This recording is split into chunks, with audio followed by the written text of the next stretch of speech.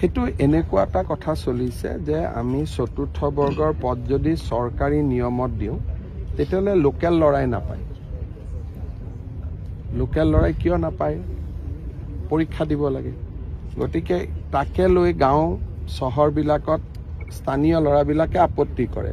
সেইকাৰণে আমি এটা ছিষ্টেম কৰিব খুজিছোঁ য'ত নেকি স্কুলখনৰ প্ৰিন্সিপালকে তাৰ এজন গ্ৰেড 4 এমপ্লয়ী ল'ব পাৰে স্থানীয় জেগাত। তাৰ কাৰণে এটা নীতি এটা বনাই আছোঁ, কিন্তু এইটো 26ৰ আগত নহয়, 26ৰ পিছত সেইটো ৰাখিব লাগিব। কাৰণ নহ'লে 4th গ্ৰেড এমপ্লয়ীখিনি বেলেগ জিলাৰ পৰা বেলেগ জিলাত গ'লে মানুহে বেয়া পায়। সেইকাৰণে বহুতবিলাক ৰাজ্যত আজিকালি নতুন নতুন কিছুমান নিয়ম কৰিছে, ময়ো এইবাৰ শিকি আহিছোঁ 2-3টা। কিন্তু বিধানসভা নিৰ্বাচনৰ আগত যিহেতু আমাৰ এডভাৰটাইজ হৈয়ে গ'ল, নিযুক্তিয়ে হ'ব গোটেই পোষ্টখিনি, সেইকাৰণে এতিয়া নহয়, বিধানসভা ইলেকশ্যনৰ পিছত কলেজৰ গ্ৰেড 4 পোষ্ট, হস্পিটেলৰ গ্ৰেড 4 পোষ্ট, স্কুলৰ গ্ৰেড 4 পোষ্ট, এইখিনি যাতে সেই মৌজাটোৰ ল'ৰাই বা সেই গাঁৱৰ ল'ৰাই পায়, তাৰ কাৰণে আমি নীতি এটা বনাই আছোঁ।